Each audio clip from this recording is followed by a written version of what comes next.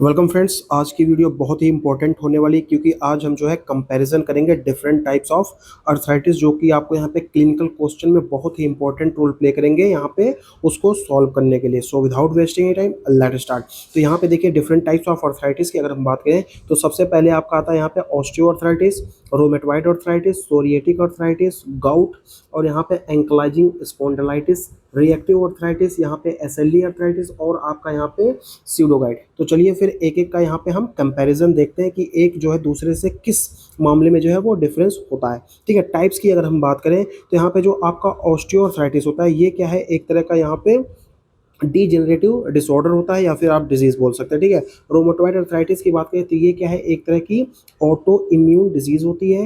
यहाँ पे psoriatic arthritis भी क्या है, एक तरह की ऑटो इम्यून डिजीज होती है। गाउट की अगर बात करें तो ये क्या है, एक तरह की क्रिस्टल इंड्यूस्ड डिजीज होती है। एंकलाइजिंग स्पॉन्डिलाइटिस की अगर हम बात करें तो ये क्या है, सीरो निगेटिव यहाँ पे स्पॉन्डाइलो, यहाँ पे आर्थोप्लास्टी, यहाँ पे आर्थोपैथी। ठीक है, और यहाँ पे रिएक्टिव अर्थराइटिस क्या है, एक तरह की यहाँ पे पोस्ट इन्फेक्शियस डिजीज होती है जो कि यूजली जो है यहाँ पे इन्फेक्शन के बाद आपको देखने को मिलेगी। एसएलई अर्थराइटिस की अगर हम बात करें तो ये भी क्या है, एक तरह की ऑटो इम्यून डिजीज होती है। और यहाँ पे सीडो गाउट की अगर हम बात करें तो ये क्या है, एक तरह का यहाँ पे क्रिस्टल इंड्यूस्ड डिजीज होती है। देन आफ्टर हम बात करेंगे यहाँ पे इसके टाइप्स की। तो यहाँ पे देखिए ऑनसेट की टाइप्स तो हो गया। ऑनसेट की अगर हम बात करें तो ये आपको यूजुअली जो है ना 40 ईयर्स के बाद ही देखने को मिलेगी।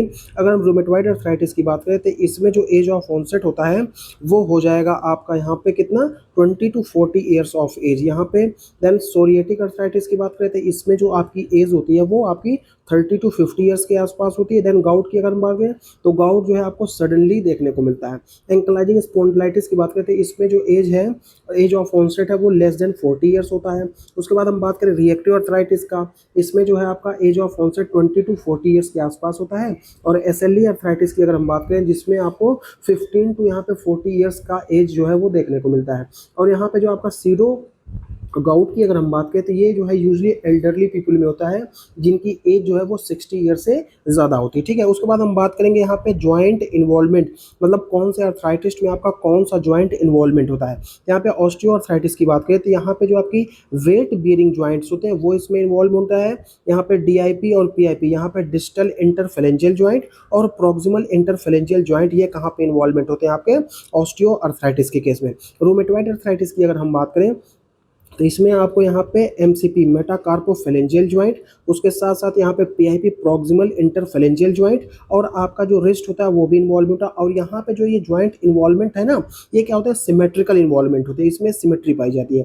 उसके बाद हम सोरिएटिक अर्थराइटिस की बात करें तो इसमें आपका डिस्टल इंटरफेलेंजियल ज्वाइंट का इन्वॉल्वमेंट होता है, उसके साथ साथ आपका स्पाइन, और यहाँ पे ये क्या हो जाएगा, एसिमेट्रिकल होता है। ठीक है, और यहाँ पे गाउट की अगर बात करें तो गाउट में आपको यहाँ पे फर्स्ट मेटाटार्सोफेलेंजियल ज्वाइंट वो इन्वॉल्व होता है, और ये क्या है, एक तरह का मोनो यहाँ पे आर्टिकुलर ज्वाइंट होता है। उसके बाद हम बात करेंगे आपका यहाँ पे एंकलाइजिंग स्पॉन्डिलाइटिस में, जिसमें आपका यहाँ पे एसआई ज्वाइंट, डेट इज यहाँ पे सैक्रोइलियक ज्वाइंट का इन्वॉल्वमेंट होता है। उसके साथ साथ आपका यहाँ पे स्पाइन और यहाँ पे हिप ज्वाइंट का भी इन्वॉल्वमेंट जो है आपको एंकलाइजिंग स्पॉन्डिलाइटिस के केस में देखने को मिलेगा। रिएक्टिव अर्थराइटिस की बात करें तो यहाँ पे आपका knee joint, ankle joint, foot, और यहाँ भी आपको एसिमेट्रिकल यहाँ पे ज्वाइंट का इन्वॉल्वमेंट देखने को मिलेगा। एसएलई अर्थराइटिस की बात करें तो इसमें जो आपके स्मॉल ज्वाइंट होते हैं वो इन्वॉल्व होते हैं, लेकिन ये क्या होते हैं, नॉन इरेसिव होते हैं। ठीक है, सीडो गाउट की अगर हम बात करें तो सबसे पहले आपका मोस्ट इंपॉर्टेंट जो यूजली इन्वॉल्व होता है, सबसे पहले नी इन्वॉल्व होता है, उसके बाद आपका रिस्ट इन्वॉल्व होगा, उसके बाद आपका यहाँ पे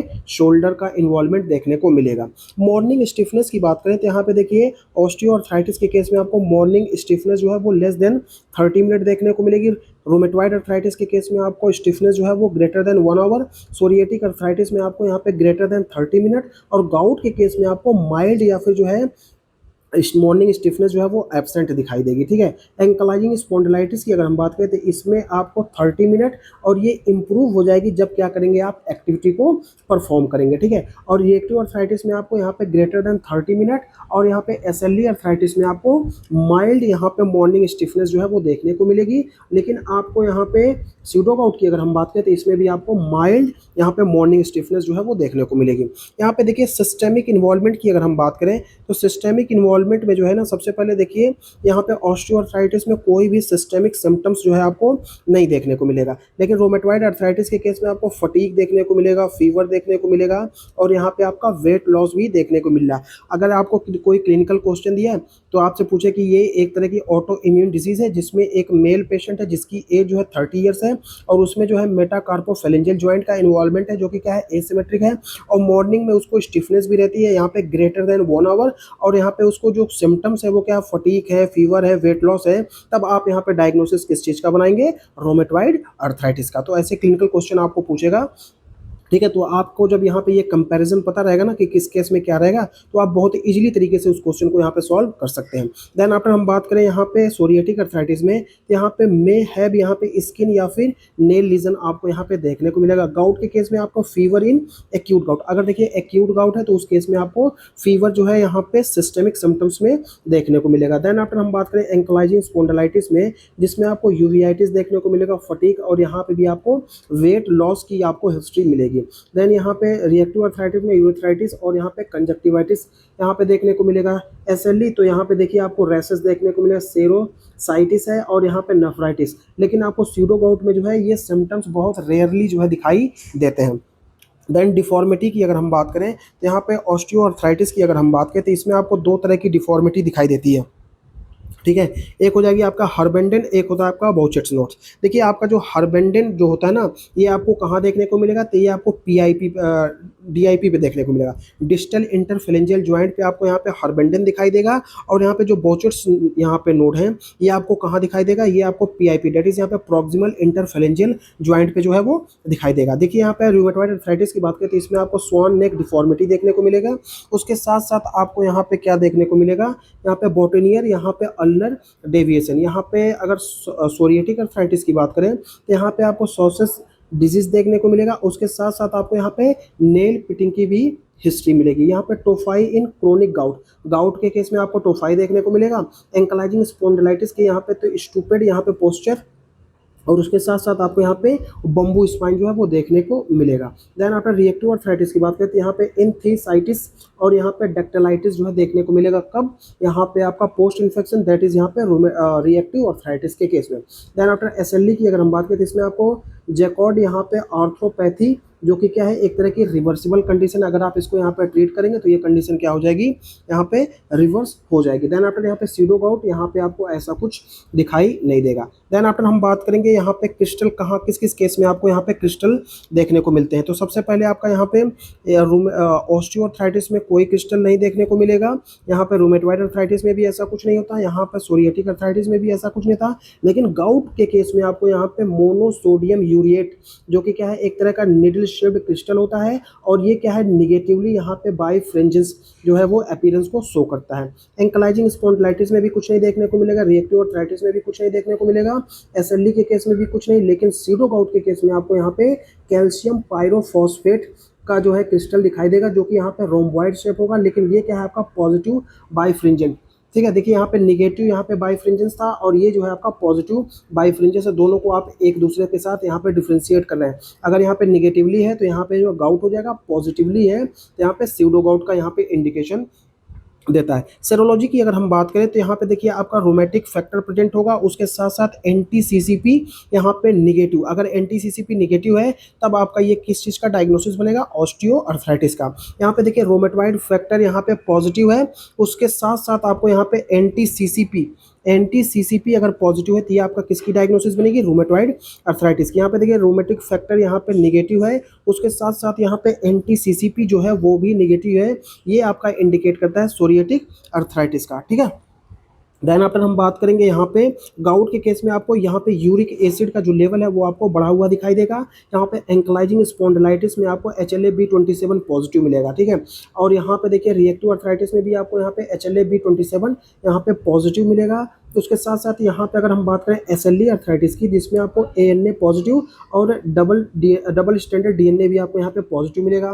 देखिए यहाँ पे स्यूडो गाउट में ऐसा जो है कुछ नहीं होता, लेकिन ये क्या है ऑफ एन नॉर्मल कंडीशन होती है, ठीक है। उसके बाद देखिए हम देखेंगे कि यहाँ पे एक्सरे पे हमको क्या फाइंडिंग जो है वो मिलेगी। तो यहाँ पे देखिए एक्सरे में जो है आपको यहाँ पे ऑस्टियोफाइट्स देखने को मिलेंगे, और यहाँ पे जॉइंट स्पेस की क्या हो जाएगी, यहाँ पे नैरोइंग देखने को मिलेगी। यहाँ पे देखिए आपको मार्जिनल इरोजन विथ ऑस्टियोपिनिया देखने को मिलेगा रूमेटॉइड अर्थराइटिस के केस में। एंड यहाँ पे देखिए आपको सोरिएटिक अर्थराइटिस की बात करें तो सोरिएटिक अर्थराइटिस में आपको पेंसिल इन कप डिफॉर्मिटी देखने को मिलेगा।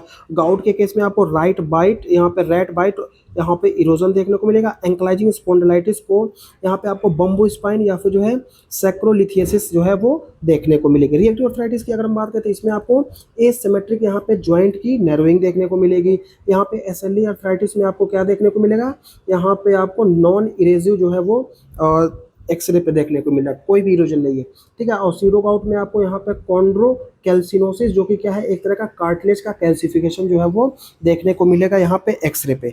देखिए यहाँ पे उसके बाद यहाँ पे इर्थ्रोसाइट सेडिमेंटेशन रेट और यहाँ पे सी रिएक्टिव प्रोटीन की अगर हम बात करें तो ये आपको यहाँ पे माइल्ड देखने को मिलेंगे, यहाँ पे भी माइल्ड से थोड़ा सा ज़्यादा होगा। यहाँ पे सोरिएटिक अर्थराइटिस में ये इसका लेवल बढ़ा हुआ रहेगा, गाउट के केस में भी बढ़ा हुआ रहेगा, और यहाँ पे आपका एंकलाइजिंग स्पॉन्डिलाइटिस में भी बढ़ा हुआ मिलेगा, यहाँ पे रिएक्टिव अर्थराइटिस में भी, और आपका एसएलई अर्थराइटिस, और आपका यहाँ पे माइल्ड होगा किसमें, सीउडो यहाँ पे गाउट। मतलब जितने भी यहाँ पे अर्थराइटिस है सब में आपको यहाँ पे ईएसआर और सीआरपी का लेवल बढ़ा हुआ दिखाई देगा, ठीक है। एचएलए की एसोसिएशन की अगर हम बात करें तो यहाँ पे देखिए ऑस्टियोआर्थराइटिस में एचएलए का कोई एसोसिएशन नहीं होता, लेकिन रोमेटॉइड अर्थराइटिस की बात करें तो इसमें आपको एचएलए DR4 जो है पॉजिटिव मिलेगा, ठीक है। और यहाँ पे सोरिएटिक अर्थराइटिस की बात करें तो इसमें आपका एचएलए CW6 जो है आपको यहाँ पे देखने को मिलेगा। गाउट के केस में ऐसा कुछ नहीं होता है, कुछ भी नहीं देखने को मिलेगा, लेकिन एंक्लाइजिंग स्पॉन्डिलाइटिस में आपको एचएलए B27 देखने को मिलेगा। रिएक्टिव अर्थराइटिस में भी आपको एचएलए B27 देखने को मिलेगा। एसएलई की अगर हम बात करें अर्थराइटिस की, जिसमें आपको एचएलए DR2 और DR3 ये जो है आपको यहाँ पे डिफ्रेंशिएट करने के लिए बहुत ही इंपॉर्टेंट रोल प्ले कराएगा, किससे, यहाँ पे एंक्लाइजिंग और यहाँ पे रिएक्टिव अर्थराइटिस के साथ। और यहाँ पे सीरो गाउट में भी ऐसा कुछ हमको नहीं देखने को मिलता। अब यहाँ पे देखिए कुछ एसोसिएटेड कंडीशन है जिसके साथ ये डिजीजेस एसोसिएट करती है।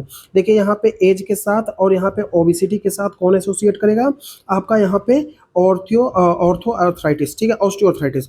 अब आपको यहाँ पे देखिए बोलेगा ना कि एक ओबीज पेशेंट है और उसकी एज जो है यहाँ पे 40 ईयर प्लस है, ठीक है, यहाँ पे रूमेटॉइड फैक्टर प्रेजेंट है और यहाँ पे NT-CCP निगेटिव है, उसको यहाँ पे हार्बेंडेन यहाँ पे बाउचर्स नोड भी दिख रहे हैं, ठीक है। मॉर्निंग स्टिफनेस जो है वो लेस देन 30 मिनट के लिए है, और यहाँ पे क्या है, यहाँ पे ओबिसिटी भी है, ठीक है। उसके साथ साथ आपको बताया जाएगा कि यहाँ पे एक्सरे पे फाइंडिंग देखने को मिली जिसमें आपको ऑस्टियोफाइट देखने को मिला, और यहाँ पे जॉइंट स्पेस की नैरोइंग है। आपको बताना है कि इसकी डायग्नोसिस क्या होगी, तो इसकी डायग्नोसिस क्या है, ऑस्टियोआर्थराइटिस, ठीक है।